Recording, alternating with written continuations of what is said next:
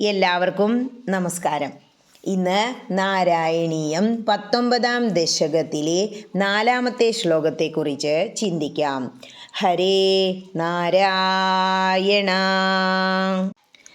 സ്തവം ജപന്തസ്തമമീ ജലാന്തരേ ഭവന്തമാസേ വിശതായുധം സമാഹ ഭവൽ സുഖാസ്വാദരസാദമീഷ്യാൻ ബഭൂവ കാലോ ധ്രുവവന്ന ശീഘ്രതാ.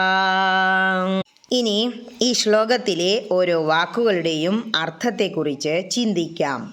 സ്തവം ജപന്ത തം അമീ. അങ്ങനെ ശ്രീ പരമേശ്വരൻ ഉപദേശിച്ച ആ രുദ്രഗീതം, അതാണ് ഇവിടെ സ്തവം എന്ന് പറയുന്നത്. ജപന്ത, ഈ പ്രചേതസ്സുകൾ ആ രുദ്രഗീതം ജപിച്ചു. എവിടെ നിന്നുകൊണ്ട്? ജലാന്തരേ, ജലാന്തർഭാഗത്ത്, അതായത് വെള്ളത്തിനുള്ളിൽ. ഭവന്തമാസേ വിശത, ഭവന്തം ആസേ വിശത, അവിടുത്തെ സേവിച്ചു തപസ്സു ചെയ്തു പ്രചേതസ്സുകൾ. എത്ര കാലം? ആയുധം സമാഹ, 10,000 സംവത്സരം. ഭവത് സുഖാസ്വാദരസാത്, അങ്ങയുടെ ആ സുഖം ആസ്വദിക്കുന്ന രസത്താൽ. എന്താ അങ്ങനെ പറഞ്ഞ? ആനന്ദസ്വരൂപനായ അങ്ങയുടെ രൂപം അങ്ങനെ ധ്യാനിക്കുക, മനസ്സ് നിറയെ അങ്ങയെ അങ്ങനെ കാണുക, അതിൽ തന്നെ ആനന്ദം കണ്ടെത്തുക. അതാണിവിടെ പറയുന്ന സുഖം. ആ സുഖം ആസ്വദിക്കുന്നതിലുള്ള താല്പര്യം കാരണം എന്താണ്ടായേ? അമീഷു ഇയാൻ കാല ബഭൂവ. ഈ പ്രചേതസ്സുകൾക്ക് ഇങ്ങനെ തപസ്സു ചെയ്തുകൊണ്ടിരുന്നപ്പോൾ കാലം കഴിഞ്ഞു പോയതറിഞ്ഞില്ല. അതായത് കുറേ കാലം അങ്ങനെ കഴിഞ്ഞു പോയി. ധ്രുവവന്ന ശീഘ്രത, ധ്രുവനെ പോലെ ശീഘ്രതയുണ്ടായില്ല. എന്തിന്? ഭഗവാനെ പ്രത്യക്ഷപ്പെടുത്തുന്ന കാര്യത്തിൽ.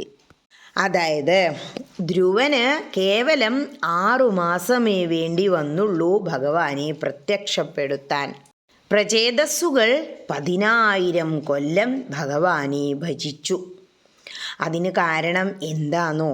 ധ്രുവനെ പോലെ ശക്തമായ തപസ്സല്ലാഞ്ഞിട്ടല്ല, ഭഗവാന്റെ ആ രൂപം അങ്ങനെ മനസ്സിൽ ധ്യാനിച്ചു കൊണ്ടിരിക്കുക.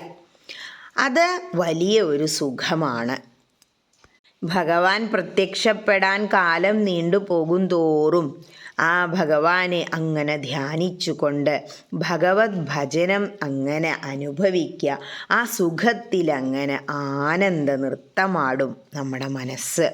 ആ ഒരു ചിന്തയായിരിക്കാം 10,000 സംവത്സരം ഒരു മടുപ്പും ഇല്ലാതെ ഈ പ്രചേതസ്സുകൾ അങ്ങനെ തപസ് ചെയ്ത് ജലാന്തർഭാഗത്തിരുന്നത്.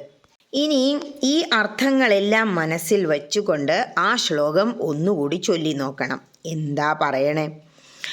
ആ തീർത്ഥാന്തർഭാഗത്തിരുന്ന് പ്രചേതസ്സുകൾ ശിവൻ ഉപദേശിച്ച സ്തോത്രം ജപിച്ചു. എത്ര കാലം? 10,000 സംവത്സരം അവരാ സ്തോത്രം ജപിച്ച് തപസ് ചെയ്തു. അങ്ങയിൽ നിന്ന് സായുജ്യം ലഭിക്കാൻ ഇച്ഛിച്ചിരുന്ന അവർ തപസ്സിൽ തന്നെ ദീർഘകാലം കഴിച്ചുകൂട്ടി. ധ്രുവൻ്റെ കാര്യത്തിലുണ്ടായതുപോലെ ഇവിടെ ശീഘ്രതയുണ്ടായില്ല.